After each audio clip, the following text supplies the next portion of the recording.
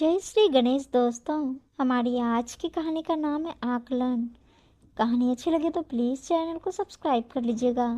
अब शुरू करते हैं कहानी। अरे रणदीप, बस 2 मिनट और रुक जाओ। मैंने तुम्हारे लिए तुम्हारी ही पसंद के मेथी के पराठे और आलू की सब्जी बनाई है। मुझे आज थोड़ी देर हो गई, इसलिए मैंने अभी तो तुम्हें दही पराठे खिला दिए, मगर अब सब्जी भी लगभग बनकर तैयार हो गई है। इसे मैं अभी लंच बॉक्स में भर देती हूँ बेटा, ताकि तुम लंच में खा सको। वह क्या है ना, थोड़ी ज़्यादा बना ली ताकि तुम अपने दोस्तों को भी खिला सको, इसीलिए थोड़ा सा ज़्यादा वक्त लग गया बेटा। रणदीप अपनी माँ की बात सुनकर जल्दी जल्दी टाई बांधते हुए बोल उठा। वो सब ठीक है माँ, आप चिंता क्यों करती हो। मैं आपके हाथों की बनी हुई आलू की सब्जी और पराठे छोड़ने वाला नहीं हूँ। मैं रात को आकर खा लूँगा।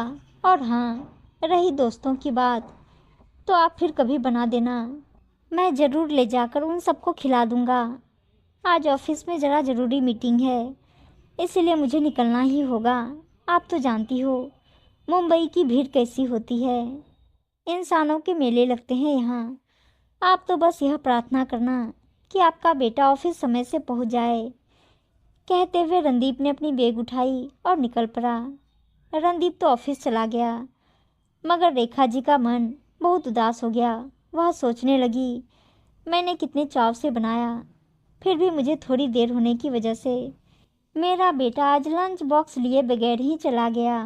सब्जी नहीं बनी थी तो क्या हुआ, मुझे उसके लंच बॉक्स में अचार और पराठे ही रख देने थे।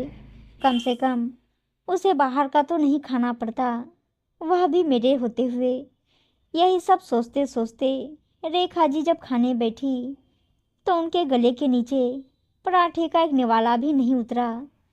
वह बहुत बेचैन हो उठी और मन ही मन ठान लिया कि आज तो मैं अपने बेटे को ऑफिस जाकर पराठे और आलू की सब्जी खिलाकर ही रहूंगी।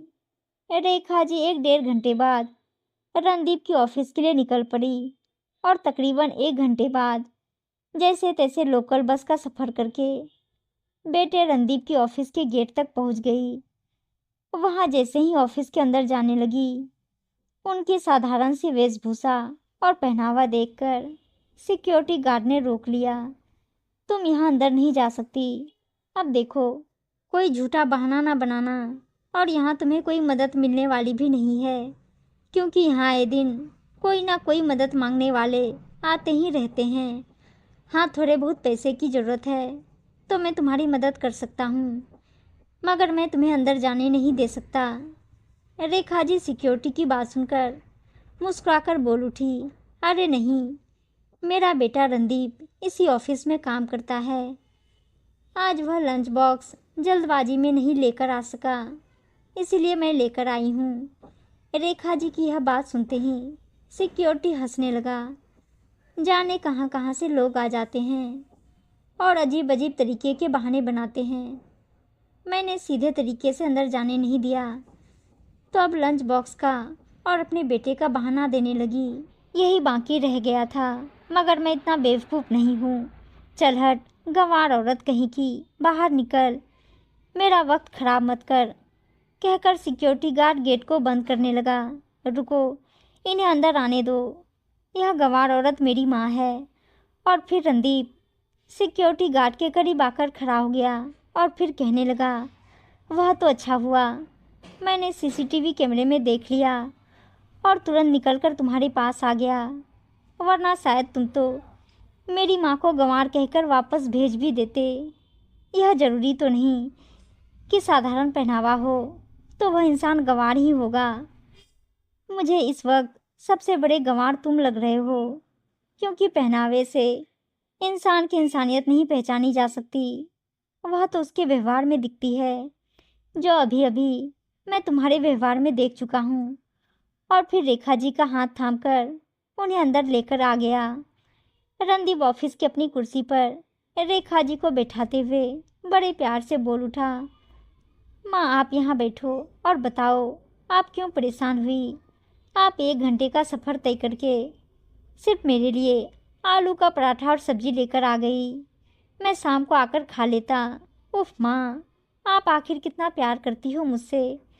रेखा जी बेटे रणदीप की पीठ को सहलाते हुए दुखी मन से बोल उठी। रणदीप, तुम तो लंच बॉक्स छोड़कर आ गए, मगर मैं जब खाने बैठी तो मैंने कोशिश तो बहुत की, मगर बेटा मेरे गले के नीचे एक निवाला नहीं उतरा और मैं तुम्हारे लिए लंच बॉक्स लेकर यहाँ चली आई। दोनों माँ बेटे में बातचीत चल ही रही थी कि अचानक सिक्योरिटी गार्ड अंदर आकर क्षमा मांगने लगा। रणदीप सर जी और आंटी जी, मुझसे बहुत बड़ी भूल हो गई।